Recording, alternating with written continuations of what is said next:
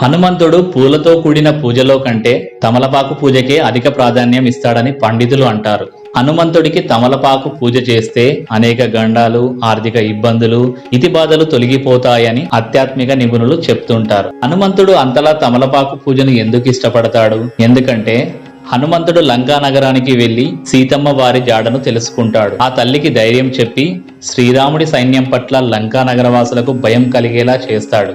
ఆ తర్వాత అక్కడి నుంచి తిరిగి వచ్చి రాముడిని కలుసుకొని సీతమ్మను చూసిన విషయం చెప్తాడు. సంతోషించిన శ్రీరాముడు అందుబాటులో ఉన్న తమలపాకులను తెంపి మాలగా ఆయన మెడలో వేసి అభినందిస్తాడు. శుభవార్తను తెచ్చిన వారికి తమ దగ్గర గల ఖరీదైన వస్తువులను బహూకరించడం అప్పట్లో ఒక సాంప్రదాయంగా ఉండేది.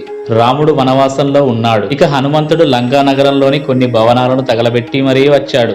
అందువలన ఆయన శరీరం వేడిగా ఉండడంతో తాపాన్ని తగ్గించడం కోసం రాముడు ఆయన మెడలో తమలపాకుల మాలను వేసినట్లు పురాణాలు చెబుతున్నాయి. ఆ తమలపాకుల మాల మెడలో పడగానే అప్పటి వరకు హనుమంతుడు పడిన శ్రమనంతా మరిచి సంతోషంతో పొంగిపోయాడు.